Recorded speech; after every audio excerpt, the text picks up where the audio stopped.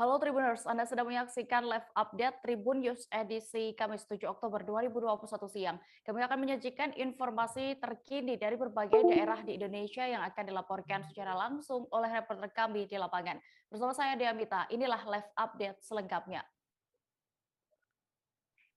Anggota Ombudsman Republik Indonesia James Lee Huta Barat melakukan kunjungan ke rumah tahanan Malendeng, Sulawesi Utara. Kunjungan James Lee disambut langsung oleh Kepala Rutan Kelas 2A Malendeng, Manado, Yosep Antonius. Selain anggota Ombudsman, hadir juga Kepala Kasistenan Substansi 4 Ombudsman Republik Indonesia, Justus Matur Boms, PLT Kepala Kantor Wilayah Kemenkumham Sulut, Joni Pesasi Mamer. Informasi selengkapnya akan disampaikan oleh rekan jurnalis dari Tribun Manado. Ada Andreas Ruwau yang kini sudah tersambung bersama kami. Halo rekan Andreas. Oke, baik, Dea. Andreas, bisa Anda jelaskan apa sebenarnya maksud dan juga tujuan Ombudsman RI ini datang ke Sulawesi Utara? Iya, mereka kemari ke Sulawesi Utara itu dalam rangka untuk melakukan pemantauan mitigasi atau sistem keamanan terhadap bencana alam dan bencana non-alam. Nah, hal itu disampaikan bahwa demi mencegah terjadinya atau mencegah peristiwa yang ada di Lapas Tangerang terulang kembali, yaitu di mana telah terjadi peristiwa kebakaran. Nah, untuk fasilitas-fasilitas Kemenkumham yang ditinjau yaitu diantaranya ada lapas, lembaga pemasyarakatan Tuminting, ada rumah detensi imigrasi atau Rudenim Manado, dan yang kemudian ada rumah tahanan kelas 2A, kelas 2A di Malendeng, dan yang terakhir itu ada di Tondano, lembaga pemasyarakatan Tondano. Nah, kemudian mereka di sana itu ya selain mitigasi juga dilakukan pemantauan terkait bagaimana kesiapan para personel dan para tahanan yang ada di situ. Ya, demikian deh. Ya, Andreas. Lalu, apa saja sasaran dan juga temuan saat Ombudsman RI ini melakukan kunjungan untuk mengecek fasilitas Kemenkumham? Nah, untuk sasaran-sasaran yang ditargetkan oleh Ombudsman ini, diantaranya itu adalah signal fire system atau sistem pendeteksi kebakaran itu harus ada di setiap lapas atau rutan ataupun rudenim itu harus ada. Dan kemudian apakah dari sisi lokasinya yang strategis, apa berlokasi di dekat area pemukiman atau berlokasi di dekat sungai, itu juga sangat diperhitungkan. Nah, jika beberapa di antaranya sudah terpenuhi, maka lapas atau rutan itu dinyatakan aman dan sudah standar dalam beroperasi. Namun jika salah satu misalnya kapasitas yang sudah tidak memenuhi standar atau sudah over capacity, maka akan dipertimbangkan akan dipindahkan atau dipindah lokasikan ke lokasi yang lebih strategis atau yang dekat sumber air, agar misalnya jika tidak diminta-minta terjadi peristiwa yang Tidak diinginkan. bencana kebakaran itu agar bisa diantisipasi. Nah, dan untuk temuan-temuan yang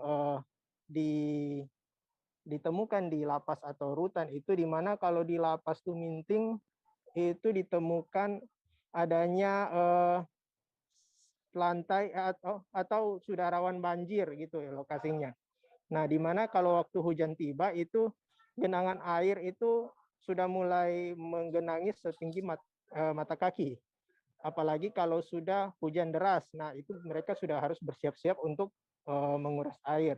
Nah, dan untuk di Lapas Tuminting juga areanya sudah sangat dekat dengan area padat penduduk, sehingga dipertimbangkan untuk melakukan relokasi atau pemindahan lokasi lapas. Nah, dan kemudian di Rudenim itu ada beberapa temuan, salah satunya di rumah detensi itu ada warga negara asing asal Afghanistan yang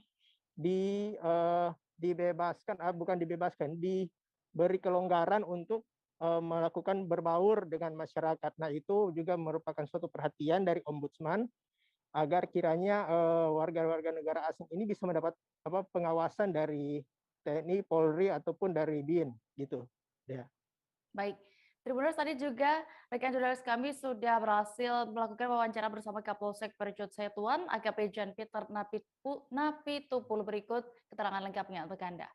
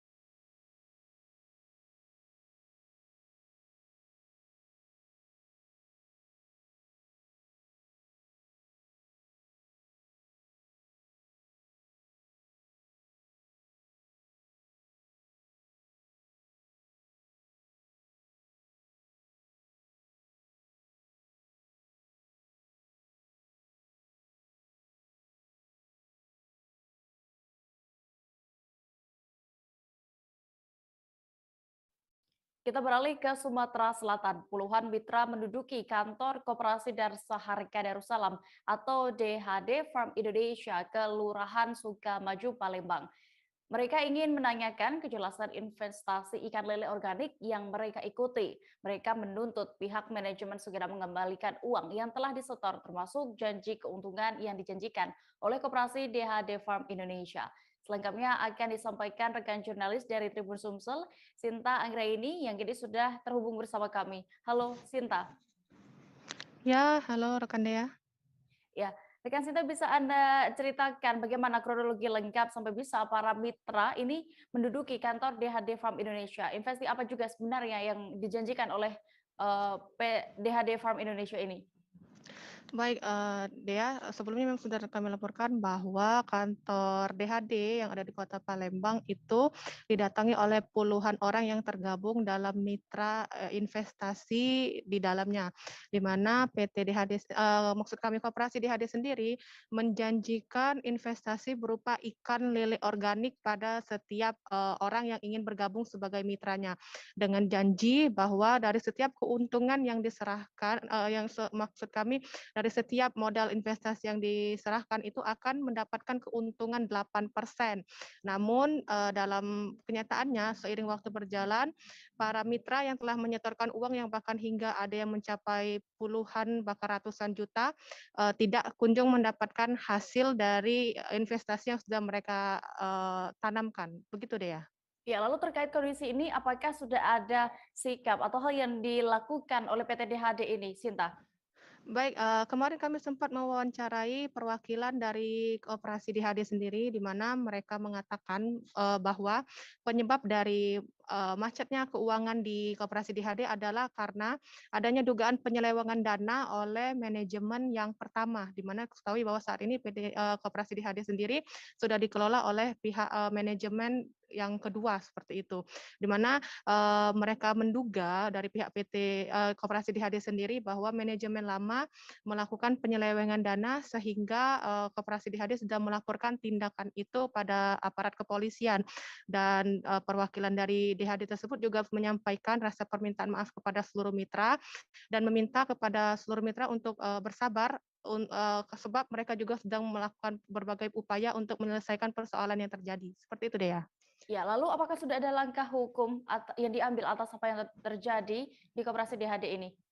Baik, hingga kemarin sudah ada 3 orang dari mitra DHD yang sudah melaporkan kejadian ini kepada pihak kepolisian, tepatnya di Polda Sumsel. Atas laporan yang ada kemarin Kasubdit 4 Polda Sumsel itu mengatakan bahwa pihaknya sudah membuat tim khusus yang untuk menangani dari persoalan ini, mengingat memang jumlah mitra dari Koperasi DHD sendiri banyak, sehingga ada kemungkinan akan ada korban-korban lain yang melapor seperti itu. Dan juga dapat kami sampaikan bahwa kemarin itu sempat beredar kabar bahwa pengurus yang lama dari Koperasi DHD itu sudah diamankan aparat kepolisian. Namun memang setelah kami konfirmasi kepada pihak penyidik bahwa hal itu belum terjadi karena penyidik juga masih mengumpulkan sejumlah barang bukti dan meminta keterangan saksi terkait dengan persoalan ini. Begitu deh ya. Baik. Tribuners, tadi juga rekan Cinta sudah berhasil mendapatkan keterangan melakukan wawancara bersama Kasubdit 4 PPA Polda Sumsel, Kompol Mas Nodi. Berikut liputan lengkapnya. DHD itu berapa orang sudah terdata oleh kita? Ya, saat ini kami terima laporan sudah ada 3 korban yang melapor kaitan dengan masalah koperasi serba usaha Darussalam yang disingkat itu PT DHD.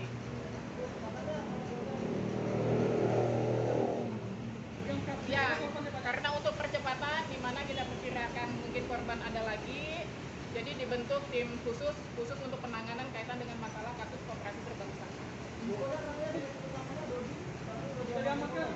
Kalau misalnya untuk pelakunya nanti kita dalami, karena untuk saat ini kami masih dalam proses penyelidikan, yaitu pengumpulan keterangan daripada si korban, bagaimana bentuknya, selanjutnya dengan pelaku-pelakunya siapa saja yang terlibat masih kita dalami. Berarti belum ada yang diamankan, Bu? Masih belum ada. Total kerugian 3 orang ini berapa, Bu, kira-kira, Bu? Untuk kerugian yang dari pelapor pertama itu 850 juta, yang kedua itu 96 juta, yang ketiga itu 81 juta. Itu modusnya bagaimana? Itu dia menawarkan paket ternak lele. Beralih ke Jawa Timur, inovasi dan kemudahan pelayanan vaksinasi di Surabaya terus dilakukan oleh kepolisian bersama pemerintah Kota Surabaya dan TNI. Kali ini Polrestabes Surabaya kembali meluncurkan 2 unit bus keliling vaksinasi Merdeka yang akan melayani masyarakat di batas Kota Surabaya. Kapolres Tabes Surabaya Kombes Pol Ahmad Yusef Gunawan menyebut inovasi akan terus dilakukan untuk lebih dekat melayani masyarakat, salah satunya dalam percepatan vaksinasi. Untuk mengetahui lebih detailnya sudah bergabung bersama kami rekan wartawan dari Surya, ada Firman Rahmanuddin yang akan menyampaikan laporan. Halo Firman. Ya. Firman, bagaimana sampai saat ini inovasi apa saja selain bus keliling itu tadi yang sudah dilakukan oleh Polrestabes Surabaya dalam rangka percepatan vaksinasi di Kota Surabaya khususnya? Terima kasih, Dea. Baik, bisa kami laporkan sampai saat ini Polrestabes Surabaya pelayanan masyarakat, utamanya dalam hal percepatan vaksinasi di Kota Surabaya. Pada 16 Agustus lalu, Polrestabes Surabaya telah meluncurkan 22 unit mobil vaksin keliling yang menyasar masyarakat hingga ke kampung-kampung dan pusat kegiatan masyarakat, diantaranya pasar tradisional, kemudian rumah ibadah, dan beberapa tempat seperti sentra PKL.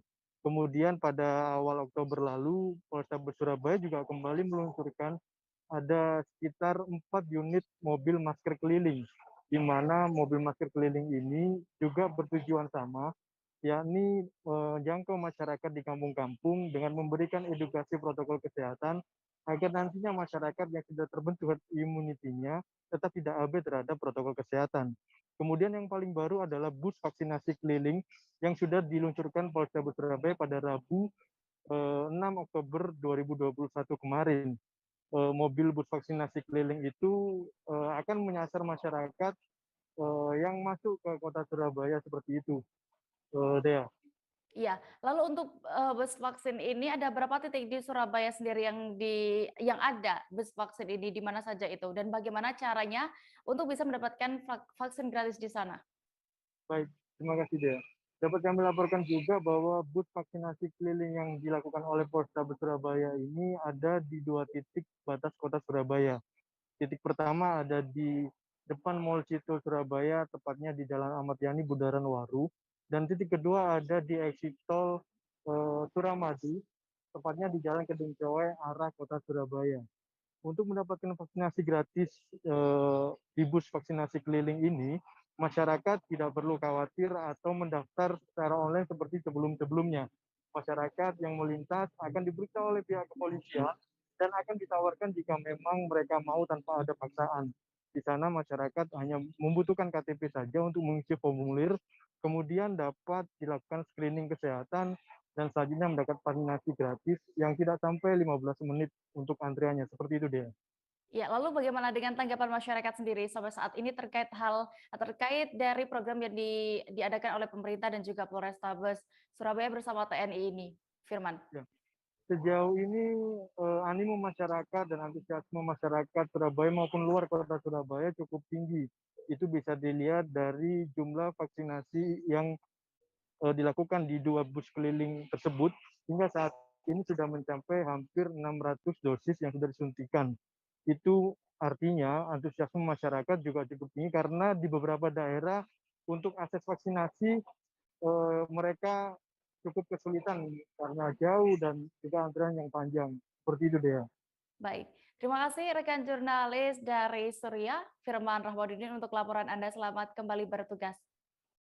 Bapak Donator dan Pak Jari yang hadir serta dari Pemkot disampaikan bahwa kegiatan vaksin on the spot yang menggunakan bus vaksin ini merupakan tindak lanjut daripada akselerasi vaksinasi merdeka yang dilaksanakan oleh pemerintah Kota Surabaya didukung TNI Polri.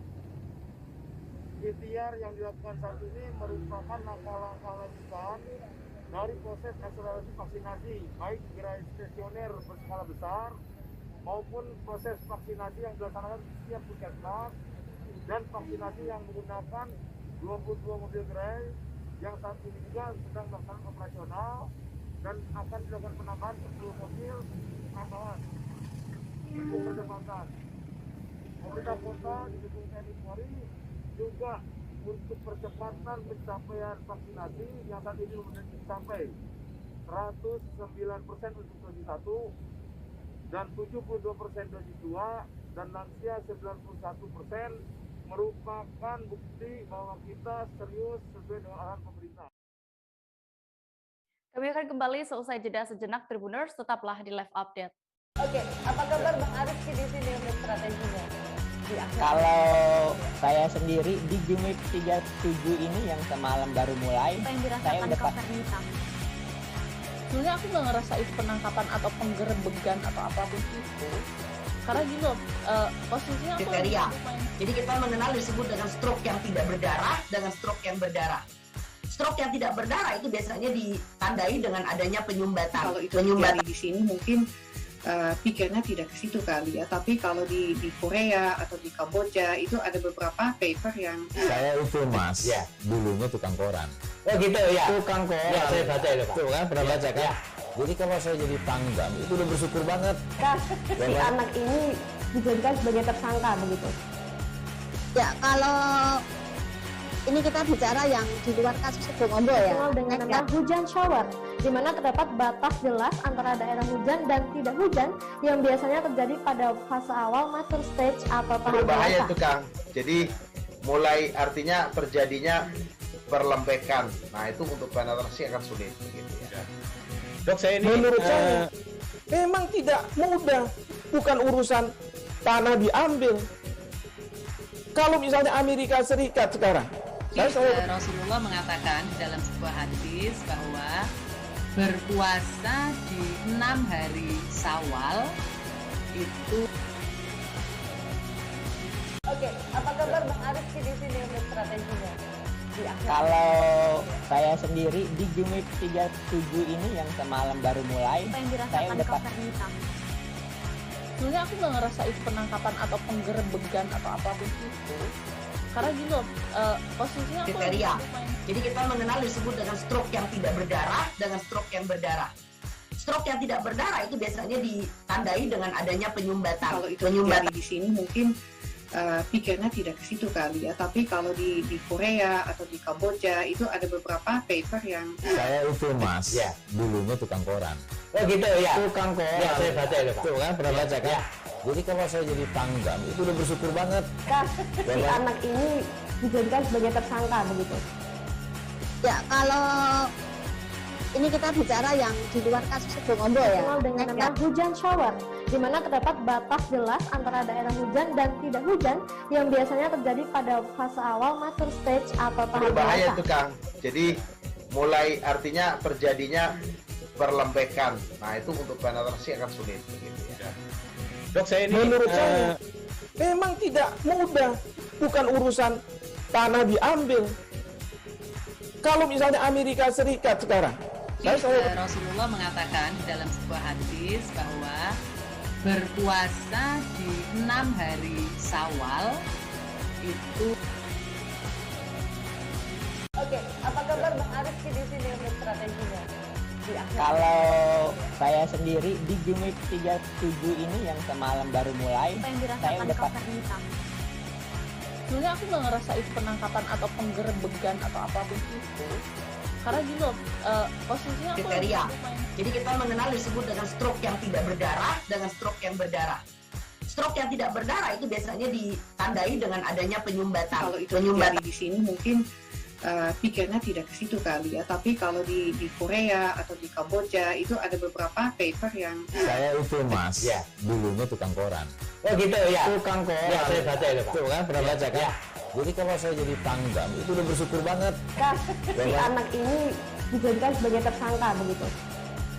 Ya, kalau ini kita bicara yang di luar kasus Bongombo ya. Dikenal dengan nama hujan shower, di mana terdapat batas jelas antara daerah hujan dan tidak hujan yang biasanya terjadi pada fase awal mature stage atau tahap Berbahaya dewasa. itu Kang.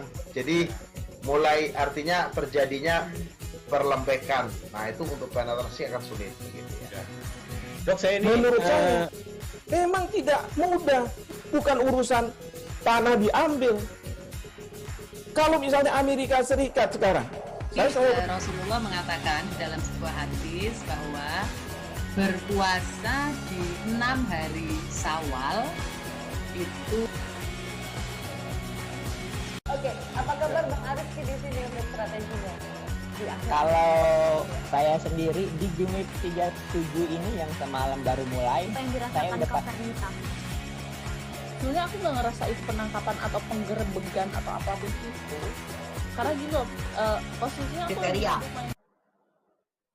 Kembali di live update, kita menuju ke kabar berikutnya. Petugas Polsek Percut Seituan melakukan penggerbekan kampung narkoba di Pasar 7 Tembung, Kecamatan Percut Seituan, Kabupaten Deli Serdang. Namun aksi ini tidak berjalan mulus lantaran sejumlah warga sempat melakukan pelemparan menggunakan batu ke arah petugas. Petugas pun akhirnya umbar tembakan untuk menghentikan aksi pelemparan tersebut. Detail informasinya akan disampaikan oleh rekan wartawan Tribun Medan. Ada Alfi yang kini sudah tergabung bersama kami. Halo Alfi. Halo Dea. Alfi, bisa Anda ceritakan bagaimana memang ini saat itu situasi saat terjadinya penggerbekan?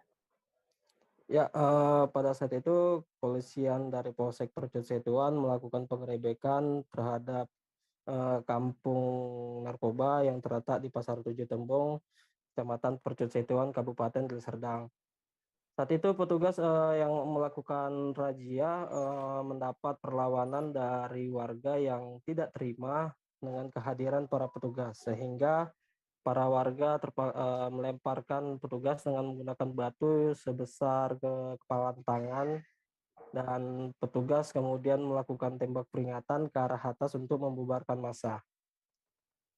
Iya, lalu berapa orang akhirnya yang diamankan oleh aparat, Alfi? Ya, petugas mengamankan 6 terduga pelaku yang saat itu sedang melakukan menghisap sabu menggunakan bong di sebuah rumah semi permanen yang berada di kawasan tersebut. Ya, petugas mengamankan barang bukti berupa narkoba jenis sabu seberat 3,94 gram, alat timbang elektronik, 2 alat senjata tajam berupa parang dan golok, dan juga 1 mesin judi tembak ikan beserta 1 plastik batu yang digunakan untuk melempar para petugas. Ya. Lalu adakah informasi terkait bagaimana kondisi personel Polsek Percut Seituan sendiri saat itu yang sempat dilempari batu oleh warga? Ya, saat ini kondisi dari para personel itu tidak mengalami luka serius, hanya pada saat pelemparan hanya mengenai badan dari para petugas, dan itu tidak berakibat fatal dan paling hanya menyisakan bekas luka sedikit saja, gitu Mbak. Ya, Tribuners, tadi rekan Alfi juga sudah berhasil mendapatkan keterangan dari Kapolsek Percut Seituan, AKP John Peter Napitupulu. Berikut liputan lengkapnya untuk Anda. Karena tadi kan di rumah ibu banyak kita dapati bom, plastiknya, anak-anak lainnya. Ibu tahu cara ini. Bisa terhindar sama dari kopi ya. Mana si bintang tadi? Kalau ada lempar. Siapa? Mana salah? Ya. Ya. Tadi di rumahnya kita dapati banyak tempat-tempat bom. Lagi. Ya. Juga yang apa begini? Ini pakai. Nah, lihat. Ada di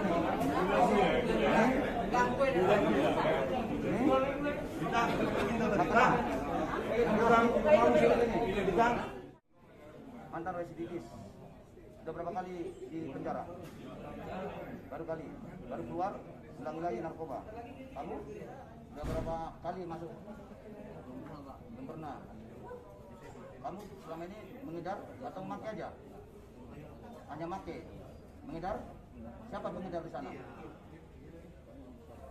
Pengedarnya siapa yang kamu tahu? Hah? Rudi? Siapa lagi?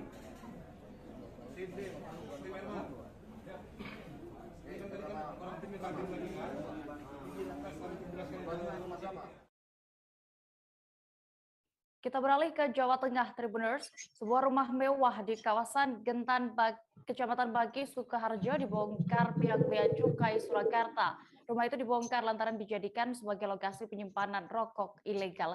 Jutaan batang rokok ilegal ditemukan saat petugas mendatangi lokasi. Kabar selengkapnya akan disampaikan rekan wartawan dari Tribun Solo.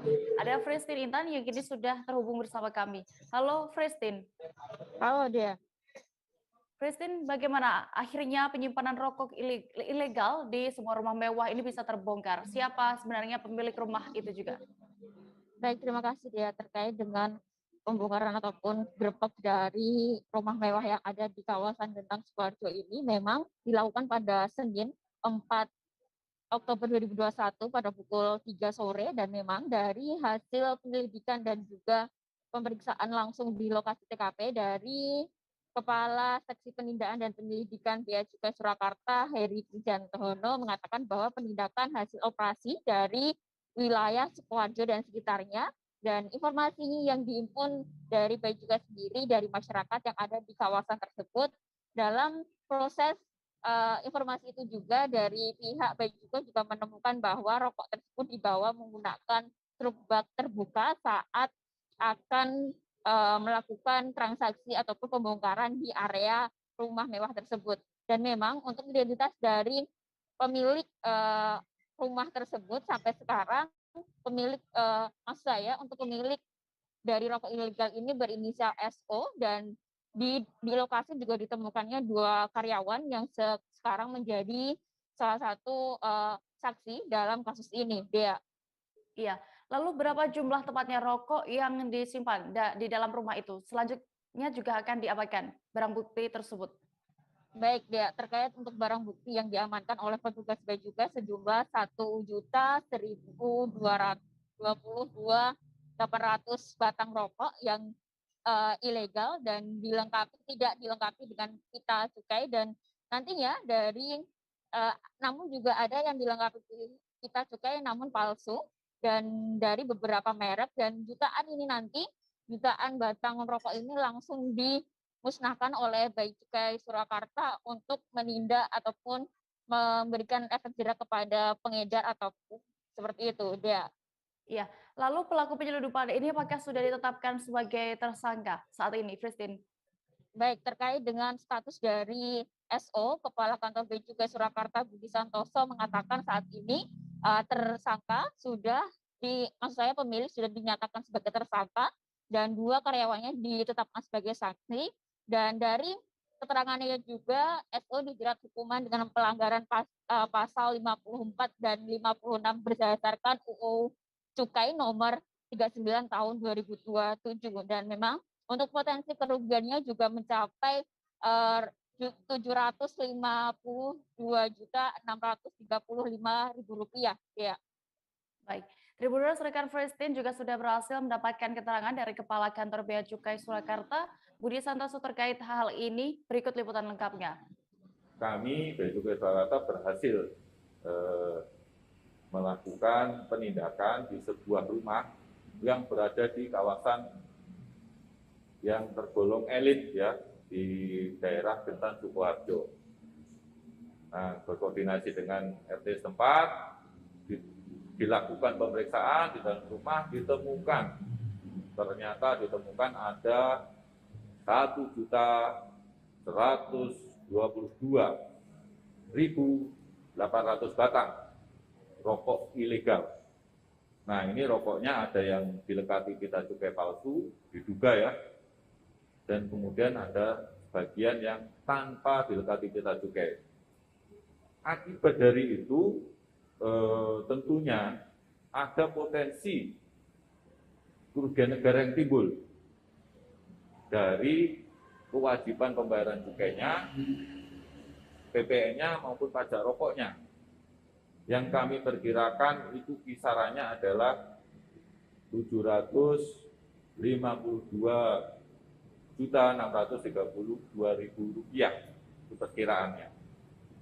Dapat kami sampaikan telah ditetapkan satu orang tersangka, saudara SON, yang diduga sebagai pemilik dari barang tersebut, dan terus kami lakukan pengembangan untuk kemungkinan ditemukan tersangka-tersangka baru dan membuat kasusnya bisa diungkap secara lebih terang. Warga lingkungan Korongan, Kecamatan Simboro, Mamuju, Sulawesi Barat memasang pohon pisang di tengah jalan pada Selasa 5 Oktober malam. Dari pantauan Tribun Sulbar, pohon pisang itu berdiri kokoh di tengah jalan yang tergenang air. Pohon pisang berdiri di tengah jalan yang tidak jauh dari kantor wilayah Kemenak Sulbar. Informasi lengkapnya akan disampaikan oleh rekan wartawan Tribun Sulbar, ada Rahman yang kini sudah tersambung bersama kami. Halo, Rahman. Halo. Iya, rekan Rahman, bisa Anda informasikan apa sebenarnya alasan warga setempat ini hingga menanam atau memasang pohon pisang itu di tengah jalan? Ya, baik, saya akan laporkan terkait alasan warga Korongana ini di Kelurahan Simboro, Kecamatan Simboro, Kabupaten Mamuju, karena sudah berbulan-bulan jalan ini digenangi air dan setiap kali turun hujan jalan ini itu terus digenangi air karena drainase ataupun saluran air itu mengalami tersumbat sehingga airnya tidak berjalan dengan aliran airnya tidak berjalan dengan baik. Nah, di jalan juga itu sendiri sudah mengalami kerusakan sehingga para pengendara yang lewat itu beberapa kali terjatuh sehingga para warga setempat berinisiatif untuk melakukan tanam pohon pisang di tengah jalan tersebut. Selain itu juga warga sudah resah karena di jalan itu sangat mengganggu aktivitas warga pada saat melintas seperti itu ya. Iya, baik, terima kasih rekan wartawan dari Tribun Sulbar, Rahmat, untuk informasinya. Selamat kembali bertugas. Kita beralih ke informasi berikutnya. Kota Siak Sri Indrapura berhasil menyabet juara pertama